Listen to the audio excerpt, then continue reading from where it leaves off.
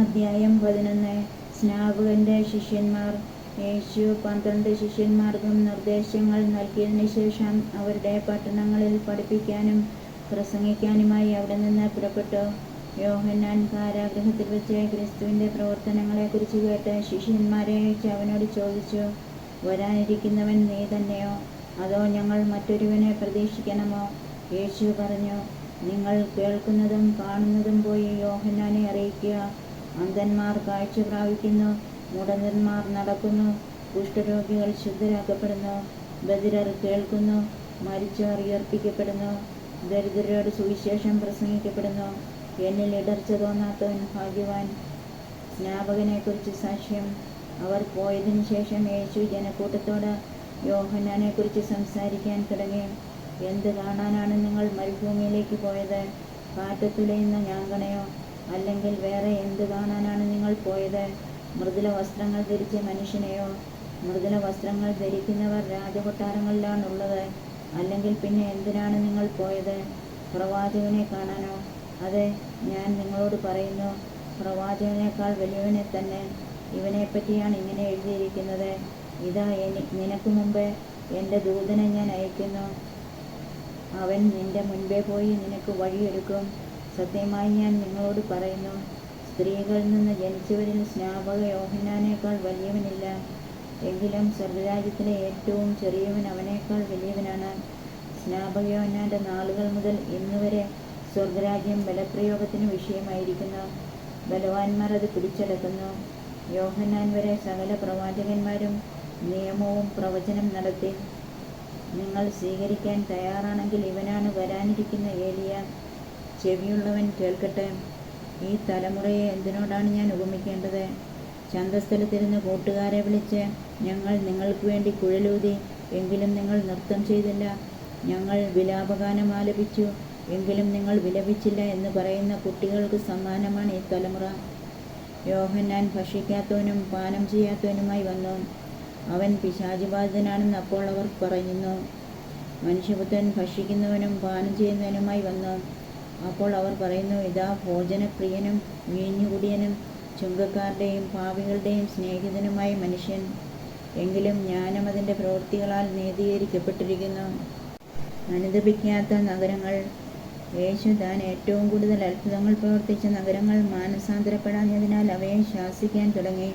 Chorazin, നിനക്ക് ദുരിതം! ബേത്സയിദ, നിനക്ക് ദുരിതം! നിന്നിൽ നടന്ന അത്ഭുതങ്ങൾ ടൈറിലും സീദോനിലും നടന്നിരുന്നെങ്കിൽ അവ എത്ര പണ്ട് ചാക്കുടുത്ത് ചാരം പൂശി അനുതപിക്കുമായിരുന്നു.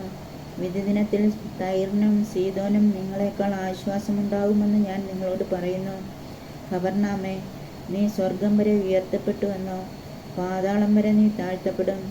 നിന്നിൽ സംഭവിച്ച അത്ഭുതങ്ങൾ സോദോമിൽ സംഭവിച്ചിരുന്നെങ്കിൽ അതെന്നും നിലനിൽക്കുമായിരുന്നു. ഞാൻ നിന്നോട് പറയുന്നു, വിധിദിനത്തിൽ സോദോമിൻ്റെ സ്ഥിതി നിന്റേതിനേക്കാൾ സഹനീയമായിരിക്കും. ക്ലേശിതർക്ക് ആശ്രയം. യേശു ഉദ്ഘോഷിച്ചു, സ്വർഗത്തിൻ്റെയും ഭൂമിയുടെയും നാഥനായ പിതാവേ, നീ ഇക്കാര്യങ്ങൾ ബുദ്ധിമാന്മാരിലും വിവേകികളിലും നിന്ന് മറച്ച് ശിശുക്കൾക്ക് വെളിപ്പെടുത്തിയതിനാൽ ഞാൻ നിന്നെ സ്തുതിക്കുന്നു. അതെ പിതാവേ, ഇപ്രകാരമായിരുന്നു നിന്റെ തിരുവുള്ളം. സർവവും എൻ്റെ പിതാവിനെ ഏൽപ്പിച്ചിരിക്കുന്നു. പിതാവല്ലാതെ മറ്റാരും പുത്രനെ അറിയുന്നില്ല. പുത്രനും പുത്രന് ആർക്ക് വെളിപ്പെടുത്തി കൊടുക്കാൻ മനസ്സാകുന്നു അവനുമല്ലാതെ മറ്റാരും പിതാവിനെയും അറിയുന്നില്ല. അധ്വാനിക്കുന്നവരും ഭാരം വഹിക്കുന്നവരുമായി നിങ്ങളെല്ലാവരും എൻ്റെ അടുക്കൽ വരുവിൻ, ഞാൻ നിങ്ങളെ ആശ്വസിപ്പിക്കാം. ഞാൻ ശാന്തശീലനും വിനീത ഹൃദയനുമാകിയാൽ എൻ്റെ നുകം വഹിക്കുകയും എന്നിൽ നിന്ന് പഠിക്കുകയും ചെയ്യുവിൻ. അപ്പോൾ നിങ്ങൾക്ക് ആശ്വാസം ലഭിക്കും. എന്തെന്നാൽ എൻ്റെ നുകം വഹിക്കാൻ എളുപ്പമുള്ളതും ചുമട് ഭാരം കുറഞ്ഞതുമാണ്. 12-ാം അധ്യായം. സാപത്തിനെക്കുറിച്ച് വിവാദം. അക്കാലത്ത് ഒരു സാപത്തിൽ യേശു ഗോതമ്പ് വയലിലൂടെ കടന്നു പോവുകയായിരുന്നു. അവൻ്റെ ശിഷ്യന്മാർക്ക് വിശന്നു. അവർ കതിരുകൾ പറിച്ചു തിന്നാൻ തുടങ്ങി. ഫരിസേയർ ഇത് കണ്ട് അവനോട് പറഞ്ഞു, നോക്കൂ, സാപത്തിൽ നിഷിദ്ധമായത് നിന്റെ ശിഷ്യന്മാർ ചെയ്യുന്നു. അവൻ പറഞ്ഞു, വിശന്നപ്പോൾ ദാവീദും അനുചരന്മാരും എന്താണ് ചെയ്തതെന്ന് നിങ്ങൾ വായിച്ചിട്ടില്ലേ? അവൻ ദൈവഭവനത്തിൽ പ്രവേശിച്ച പുരോഹിതന്മാർക്കല്ലാതെ തനിക്കോ സഹചരന്മാർക്കോ ഭക്ഷിക്കാൻ അനുവാദമില്ലാത്ത കാഴ്ചയപ്പം ഭക്ഷിച്ചതെങ്ങനെ? അല്ലെങ്കിൽ സാബത്ത് ദിവസം ദേവാലയത്തിലെ പുരോഹിതന്മാർ സാബത്ത് ലംഘിക്കുകയും അതേസമയം കുറ്റമറ്റവരായിരിക്കുകയും ചെയ്യുന്നത് എങ്ങനെയെന്ന് നിങ്ങൾ നിയമത്തിൽ വായിച്ചിട്ടില്ലേ? എന്നാൽ ഞാൻ നിങ്ങളോട് പറയുന്നു, ദേവാലയത്തേക്കാൾ ശ്രേഷ്ഠമായ ഒന്ന് ഇവിടെയുണ്ട്. ബലിയല്ല, കരുണയാണ് ഞാൻ ആഗ്രഹിക്കുന്നത് എന്നതിൻ്റെ അർത്ഥം മനസ്സിലാക്കിയിരുന്നെങ്കിൽ നിങ്ങൾ നിരപരാധരെ കുറ്റം വിധിക്കുമായിരുന്നില്ല. എന്തെന്നാൽ മനുഷ്യപുത്രൻ സാപത്തിൻ്റെയും കർത്താവാണ്. സാപത്തിൽ രോഗശാന്തി നൽകുന്നു. യേശു അവിടെ നിന്ന് യാത്ര തിരിച്ച് അവരുടെ സിനഗോഗിലെത്തി. അവിടെ കൈ ശോഷിച്ച ഒരുവനുണ്ടായിരുന്നു. യേശുവിൽ കുറ്റം ആരോപിക്കണമെന്ന ഉദ്ദേശ്യത്തോടെ അവർ അവനോട് ചോദിച്ചു, സാപത്തിൽ രോഗശാന്തി നൽകുന്നത് അനുവദനീയമാണോ? അവൻ പറഞ്ഞു, നിങ്ങളിൽ ആരാണ് തൻ്റെ ആട് സാപത്തിൽ കുഴിയിൽ വീണാൽ പിടിച്ചു കയറ്റാത്തത്? ആടിനേക്കാൾ എത്രയേറെ വിലപ്പെട്ടവനാണ് മനുഷ്യൻ. അതിനാൽ സാപത്തിൽ നന്മ ചെയ്യുക അനുവദനീയമാണ്. അനന്തരം അവൻ ആ മനുഷ്യനോട് പറഞ്ഞു, കൈ നീട്ടുക. അവൻ കൈ നീട്ടി. ഉടനെ അത് സുഖം പ്രാപിച്ച് മറ്റേ കൈ പോലെയായി. ഫരിസേയർ അവിടെ നിന്ന് പോയി അവനെ നശിപ്പിക്കേണ്ടത് എങ്ങനെയെന്ന് ആലോചന നടത്തി. ദൈവത്തിൻ്റെ തിരഞ്ഞെടുക്കപ്പെട്ട ദാസൻ. ഇത് മനസ്സിലാക്കിയ യേശു അവിടെ നിന്ന് പിൻവാങ്ങി. അനേകം പേർ അവനെ അനുഗമിച്ചു. അവരെയെല്ലാം അവൻ സുഖപ്പെടുത്തി. തന്നെ പരസ്യപ്പെടുത്തരുതെന്ന് അവൻ അവരോട് കൽപ്പിച്ചു. ഇത് യെശയ്യാ പ്രവാചകൻ വഴി അരുളിച്ചെയ്യപ്പെട്ടത് പൂർത്തിയാകുന്നതിന് വേണ്ടിയാണ്. ഇതാ, ഞാൻ തിരഞ്ഞെടുത്ത എൻ്റെ ദാസൻ, എൻ്റെ ആത്മാവ് പ്രസാദിച്ച എൻ്റെ പ്രിയപ്പെട്ടവൻ. ഞാൻ അവൻ്റെ മേൽ എൻ്റെ ആത്മാവിനെ അയക്കും. അവൻ വിജാതിയരെ ന്യായവിധി അറിയിക്കും. അവൻ തർക്കിക്കുകയോ ബഹളം കൂട്ടുകയോ ഇല്ല. തെരുവീഥികളിൽ അവൻ്റെ ശബ്ദമാരും കേൾക്കുകയില്ല. നീതിയെ വിജയത്തിലെത്തിക്കുന്നതുവരെ അവൻ ചതഞ്ഞ ഞാങ്ങണ ഒടിക്കുകയില്ല, പുകഞ്ഞ തിരി കെടുത്തുകയില്ല. അവൻ്റെ നാമത്തിൽ വിജാതിയർ പ്രത്യാശ വയ്ക്കും. യേശുവും ബേൽസെബൂലും. അനന്തരം അന്ധനും ഓമനുമായ ഒരു പിശാചുബാധിതനെ അവർ യേശുവിൻ്റെ അടുത്ത് കൊണ്ടുവന്നു. യേശു അവനെ സുഖപ്പെടുത്തി. അവൻ സംസാരിക്കുകയും കാണുകയും ചെയ്തു. ജനക്കൂട്ടം മുഴുവൻ അത്ഭുതപ്പെട്ടു പറഞ്ഞു, ഇവനായിരിക്കുമോ ദാവീദിൻ്റെ പുത്രൻ? എന്നാൽ ഇത് കേട്ടപ്പോൾ ഫരിസേയർ പറഞ്ഞു, ഇവൻ പിശാചുക്കളുടെ തലവനായ ബേൽസെബൂലിനെ കൊണ്ട് തന്നെയാണ് പിശാചുക്കളെ ബഹിഷ്കരിക്കുന്നത്. അവരുടെ വിചാരങ്ങൾ മനസ്സിലാക്കിയ യേശു അവരോട് പറഞ്ഞു, അന്തഛിദ്രമുള്ള ഏതു രാജ്യവും നശിച്ചു പോകും. അന്തഛിദ്രമുള്ള നഗരമോ ഭവനമോ നിലനിൽക്കുകയില്ല. സാത്താൻ സാത്താനെ ബഹിഷ്കരിക്കുന്നെങ്കിൽ അവൻ തനിക്കെതിരായി തന്നെ ഭിന്നിക്കുകയാണ്. ആ സ്ഥിതിക്ക് അവൻ്റെ രാജ്യം എങ്ങനെ നിലനിൽക്കും? ബേൽസെബൂലിനെ കൊണ്ടാണ് ഞാൻ പിശാചുക്കളെ ബഹിഷ്കരിക്കുന്നതെങ്കിൽ നിങ്ങളുടെ പുത്രന്മാർ ആരെ കൊണ്ടാണ് അവയെ ബഹിഷ്കരിക്കുന്നത്? അതുകൊണ്ട് അവർ നിങ്ങളുടെ വിധികർത്താക്കളായിരിക്കും. എന്നാൽ ദൈവാത്മാവിനെ കൊണ്ടാണ് ഞാൻ പിശാചുക്കളെ ബഹിഷ്കരിക്കുന്നതെങ്കിൽ ദൈവരാജ്യം നിങ്ങളിൽ വന്നു കഴിഞ്ഞിരിക്കുന്നു. അഥവാ ശക്തനായ ഒരു മനുഷ്യൻ്റെ ഭവനത്തിൽ പ്രവേശിച്ച് വസ്തുക്കൾ കവർച്ച ചെയ്യാൻ ആദ്യം തന്നെ അവനെ ബന്ധിക്കാതെ സാധിക്കുമോ? ബന്ധിച്ചാൽ കവർച്ച ചെയ്യാൻ കഴിയും. എന്നോടുകൂടെ അല്ലാത്തവൻ എൻ്റെ എതിരാളിയാണ്. എന്നോടുകൂടെ ശേഖരിക്കാത്തവൻ ചിതറിച്ചു കളയുന്നു. അതുകൊണ്ട് ഞാൻ നിങ്ങളോട് പറയുന്നു, മനുഷ്യൻ്റെ എല്ലാ പാപവും ദൈവദൂഷണവും ക്ഷമിക്കപ്പെടും, എന്നാൽ ആത്മാവിനെതിരായ ദൂഷണം ക്ഷമിക്കപ്പെടുകയില്ല. മനുഷ്യപുത്രനെതിരായി ആരെങ്കിലും ഒരു വാക്ക് പറഞ്ഞാൽ അത് ക്ഷമിക്കപ്പെടും. എന്നാൽ പരിശുദ്ധാത്മാവിനെതിരായി ആരെങ്കിലും സംസാരിച്ചാൽ ഈ യുഗത്തിലോ വരാനിരിക്കുന്ന യുഗത്തിലോ ക്ഷമിക്കപ്പെടുകയില്ല. ഒന്നുകിൽ വൃക്ഷം നല്ലത്, ഫലവും നല്ലത്, അല്ലെങ്കിൽ വൃക്ഷം ചീത്ത, ഫലവും ചീത്ത. എന്തെന്നാൽ ഫലത്തിൽ നിന്നാണ് വൃക്ഷത്തെ മനസ്സിലാക്കുന്നത്. അണലി സന്തതികളെ, ദുഷ്ടരായിരിക്കെ നല്ല കാര്യങ്ങൾ പറയാൻ നിങ്ങൾക്ക് എങ്ങനെ കഴിയും? ഹൃദയത്തിൻ്റെ നിറവിൽ നിന്നാണല്ലോ അധരം സംസാരിക്കുന്നത്. നല്ല മനുഷ്യൻ നന്മയുടെ ഭണ്ഡാരത്തിൽ നിന്ന് നന്മ പുറപ്പെടുവിക്കുന്നു. ദുഷ്ടനാകട്ടെ തിന്മയുടെ ഭണ്ഡാരത്തിൽ നിന്ന് തിന്മ പുറപ്പെടുവിക്കുന്നു. ഞാൻ നിങ്ങളോട് പറയുന്നു, മനുഷ്യർ പറയുന്ന ഓരോ വ്യർത്ഥവാക്കിനും വിധി ദിവസത്തിൽ കണക്ക് കൊടുക്കേണ്ടി വരും. നിന്റെ വാക്കുകളാൽ നീ നീതീകരിക്കപ്പെടും, നിന്റെ വാക്കുകളാൽ നീ കുറ്റം വിധിക്കപ്പെടുകയും ചെയ്യും. യോനാ പ്രവാചകന്റെ അടയാളം. അപ്പോൾ നിയമജ്ഞരിലും ഫരിസേയരിലും പെട്ട ചിലർ അവനോട് പറഞ്ഞു, ഗുരോ, നിന്നിൽ നിന്ന് ഒരടയാളം കാണാൻ ഞങ്ങൾ ആഗ്രഹിക്കുന്നു.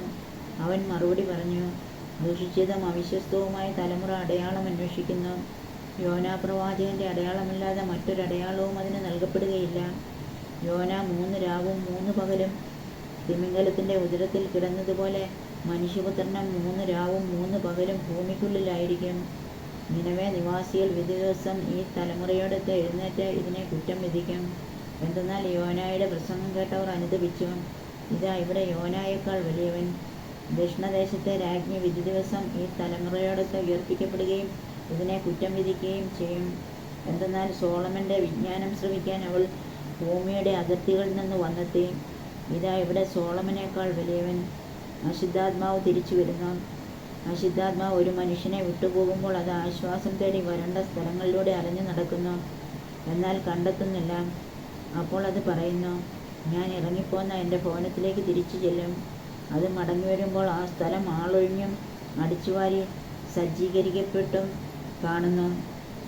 അപ്പോൾ അത് പുറപ്പെട്ടു ചെന്ന് തന്നേക്കാൾ ദുഷ്ടരായ 7 ആത്മാക്കളെ കൂടി തന്നോടൊത്ത് കൊണ്ടുവരികയും അവിടെ പ്രവേശിച്ച് വാസമുറപ്പിക്കുകയും ചെയ്യുന്നു.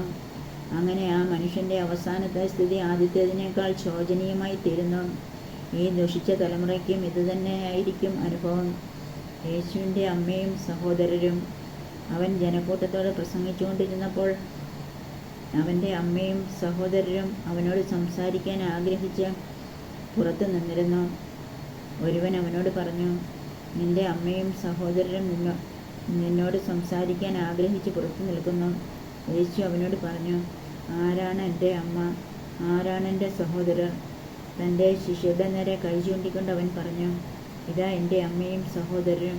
സ്വർഗസ്നായ എൻ്റെ പിതാവിൻ്റെ ഇഷ്ടം നിറവേറ്റുന്നവരാരോ അവനാണ് എൻ്റെ സഹോദരനും സഹോദരിയും അമ്മയും. അധ്യായം 13. വിതക്കാരൻ്റെ ഉപമ. അന്ന് തന്നെ യേശു ഭവനത്തിൽ നിന്ന് പുറത്തു വന്ന് കടൽ തീരത്തിരുന്നു. വലിയ ജനക്കൂട്ടങ്ങൾ അവൻ്റെ അടുത്ത് വന്നു. തന്നിമിത്തം അവനൊരു തോണിയിൽ കയറിയിരുന്നു. ജനക്കൂട്ടം മുഴുവൻ തീരത്ത് നിന്നു.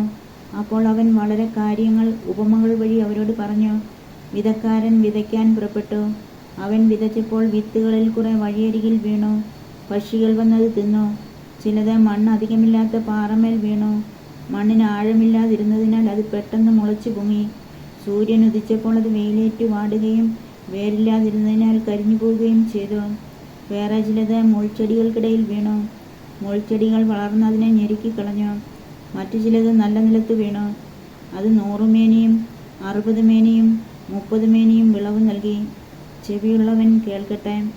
ഉപമകളുടെ ഉദ്ദേശ്യം. അപ്പോൾ ശിഷ്യന്മാർ അടുത്തെത്തി അവനോട് ചോദിച്ചു, നീ അവരോട് ഉപമകൾ വഴി സംസാരിക്കുന്നത് എന്തുകൊണ്ട്? അവൻ മറുപടി പറഞ്ഞു, സ്വർഗരാജ്യത്തിൻ്റെ രഹസ്യങ്ങൾ അറിയാനുള്ള വരം നിങ്ങൾക്കാണ് ലഭിച്ചിരിക്കുന്നത്. അവർക്കത് ലഭിച്ചിട്ടില്ല. ഉള്ളവന് നൽകപ്പെടും, അവന് സമൃദ്ധി ഉണ്ടാവുകയും ചെയ്യും. ഇല്ലാത്തവനിൽ നിന്ന് ഉള്ളതുപോലും എടുക്കപ്പെടും. അതുകൊണ്ടാണ് ഞാൻ അവരോട് ഉപമകൾ വഴി സംസാരിക്കുന്നത്. കാരണം അവർ കണ്ടിട്ടും കാണുന്നില്ല, കേട്ടിട്ടും കേൾക്കുന്നില്ല, ഗ്രഹിക്കുന്നുമില്ല. യേശയ്യായുടെ പ്രവചനം അവരിൽ പൂർത്തിയായിരിക്കുന്നു. നിങ്ങൾ തീർച്ചയായും കേൾക്കും, എന്നാൽ മനസ്സിലാക്കുകയില്ല. നിങ്ങൾ തീർച്ചയായും കാണും, എന്നാൽ ഗ്രഹിക്കുകയില്ല.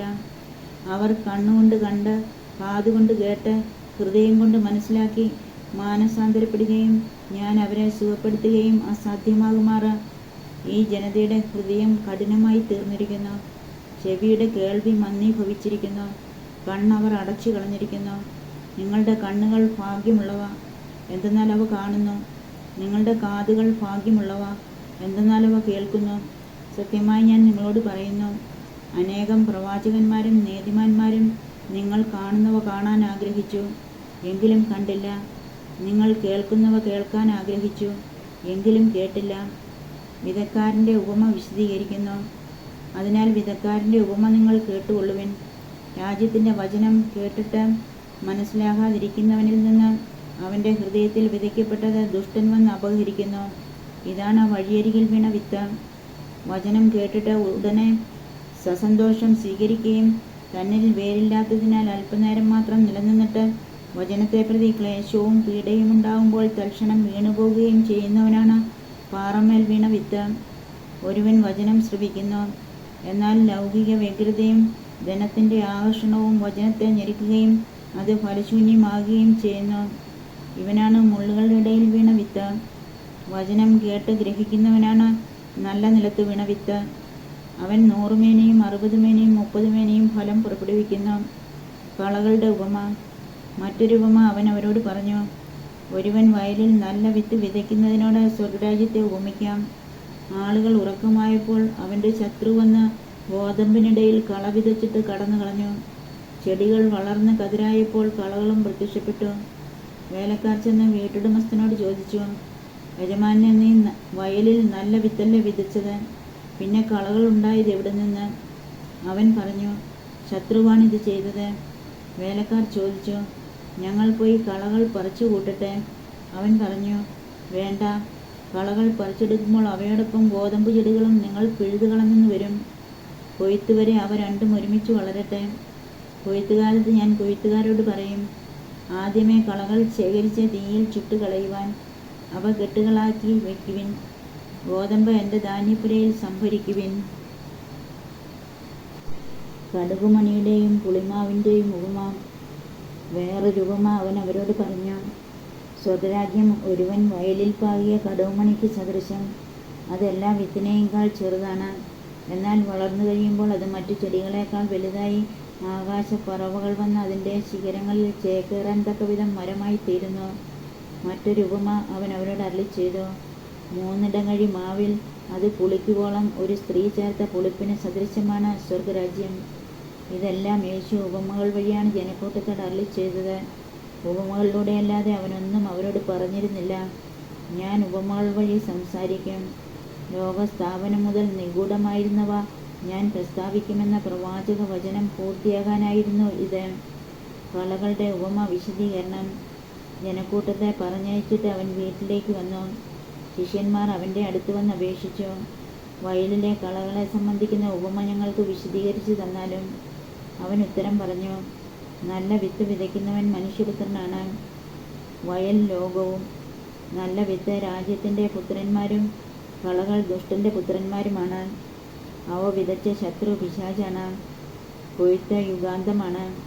കൊയ്ത്തുകാർ ദൈവദൂതന്മാരും. കളകൾ ശേഖരിച്ച് അഗ്നിക്ക് ഇരയാക്കുന്നതെങ്ങനെയോ അങ്ങനെ തന്നെ യുഗാന്തത്തിലും സംഭവിക്കും. മനുഷ്യപുത്രൻ തൻ്റെ ദൂതന്മാരെ അയക്കുകയും അവർ അവൻ്റെ രാജ്യത്തു നിന്ന് എല്ലാ പാപഹേതുക്കളെയും തിന്മ പ്രവർത്തിക്കുന്നവരെയും ഒരുമിച്ച് കൂട്ടി അഗ്നികുണ്ഡത്തിലേക്ക് എറിയുകയും ചെയ്യും.